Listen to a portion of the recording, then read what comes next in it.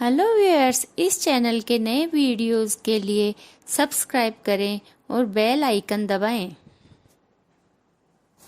आज मैं आपको 16 सोमवार के व्रत की विधि, उद्यापन विधि और उसकी कथा सुना रही हूँ। 16 सोमवार का व्रत भगवान शंकर और माता पार्वती जी का व्रत होता है।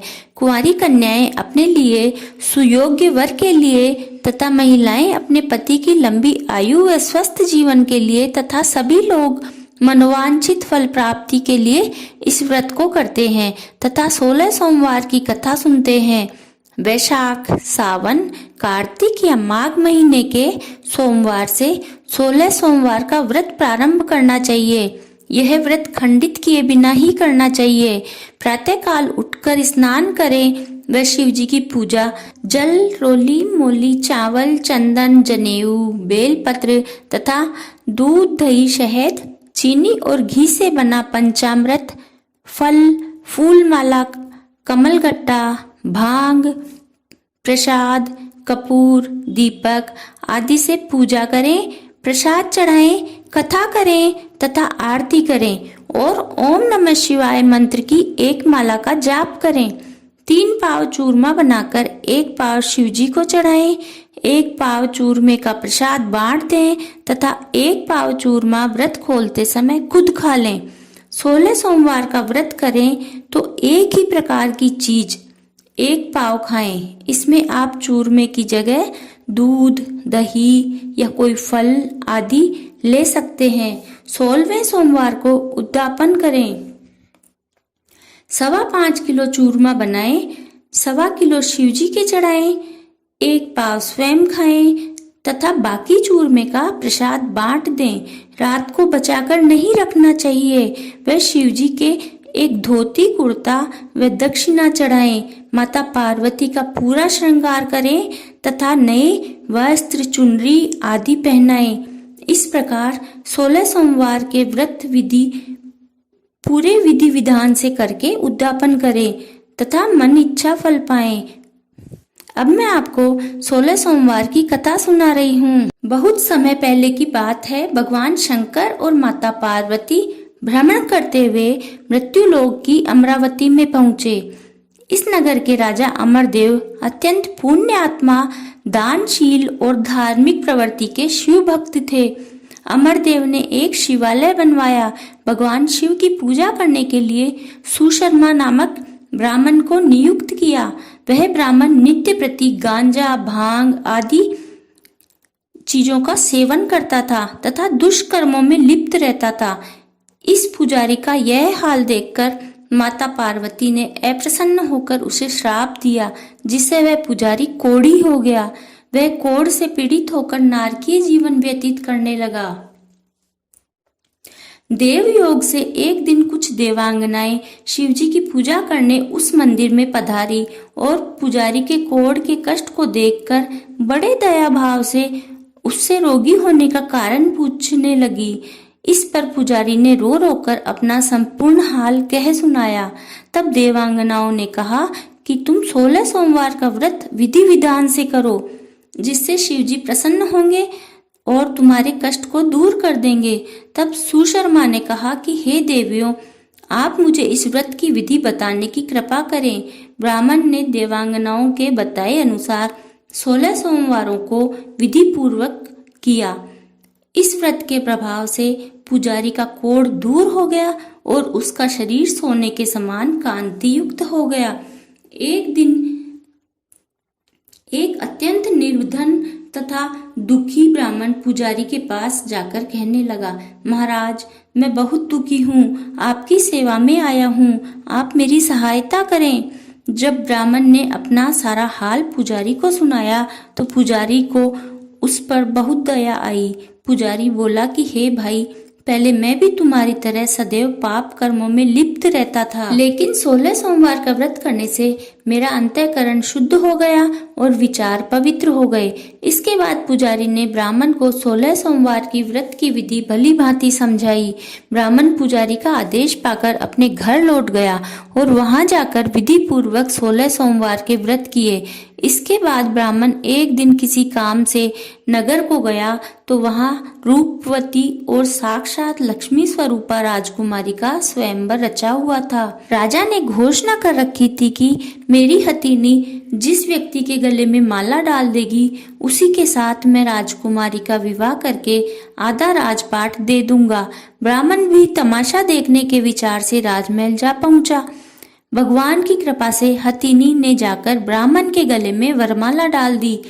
राजा ने अपनी प्रतिज्ञा अनुसार राजकुमारी का विवाह उस ब्राह्मण के साथ कर दिया तथा आधा राजपाट भी सौंप दिया।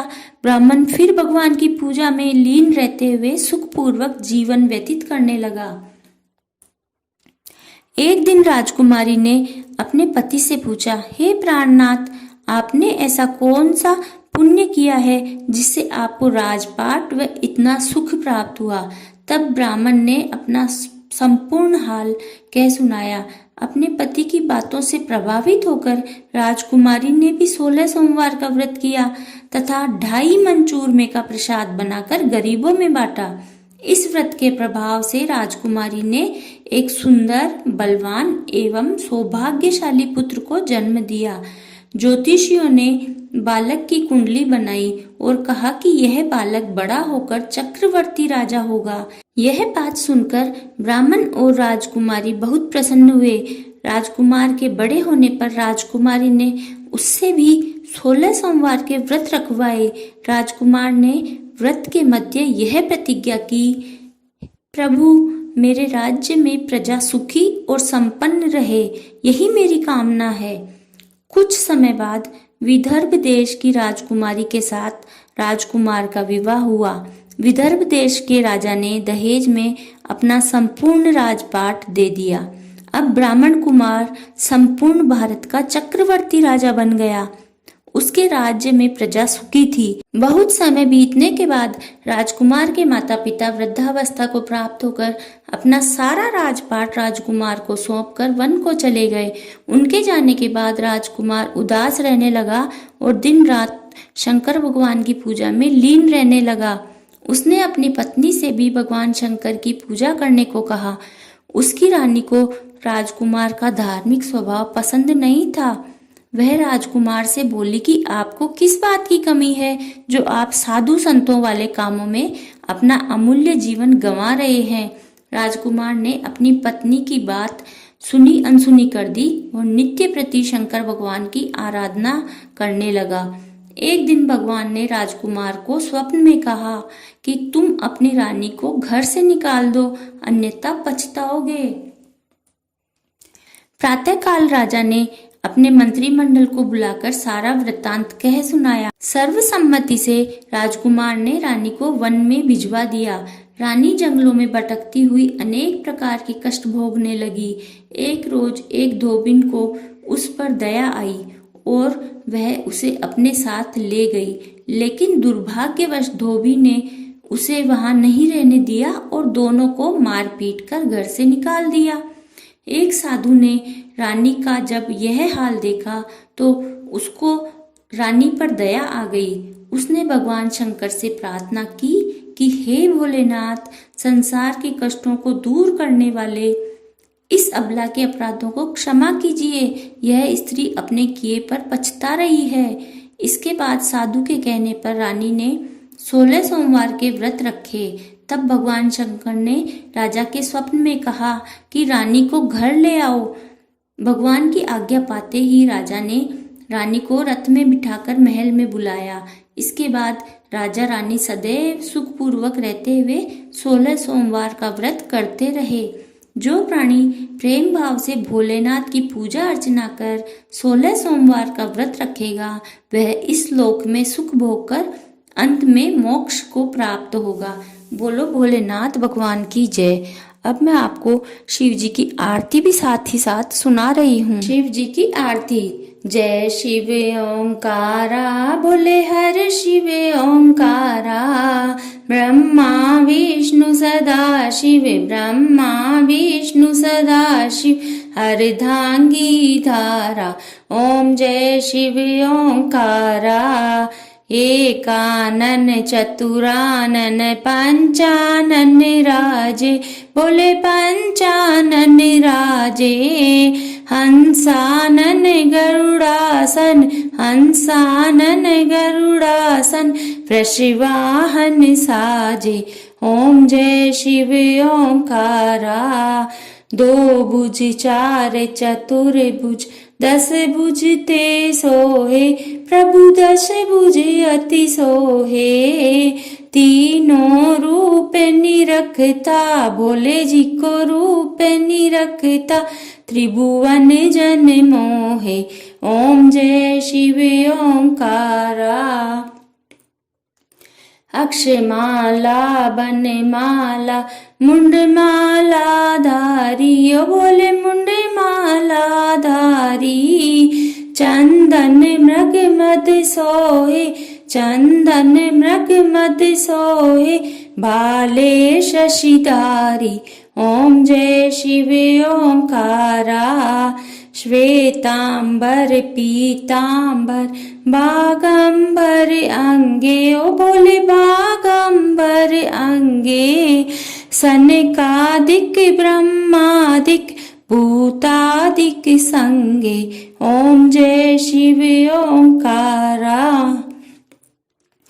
कर के मध्य कमंडल चक्र त्रिशूल धरता ओ बोले चक्र त्रिशूल धरता सुख करता दुख हरता सुख करता दुख हरता जग पालन करता ओम जय शिव ओंकारा ब्रह्मा विष्णु सदा शिव जानत है विवेका बोले जानत है विवेका प्रणवाक्षर में शोभित ये तीनों एका ओम जय शिव ओंकारा काशी में विश्वनाथ विराजे नंदो ब्रह्मचारी बोले नंदो ब्रह्मचारी नित उठ भोग लगावत भोला जी के दर्शन पावत महिमा अति भारी ओम जय शिव ओंकारा त्रिगुण स्वामी जी की आरती जो कोई नर गावे स्वामी जो सेवक गावे कहते शिवानंद स्वामी कहते भोलानंद स्वामी सुख संपत्ति पावे ओम जय शिव ओंकारा जय शिव ओंकारा बोले हर शिव ओंकारा बोले पार्वती का प्यारा ब्रह्मा विष्णु सदा शिव अर्धांगी धारा ओम जय शिव ओंकारा बोलो शिव पार्वती जी की जय।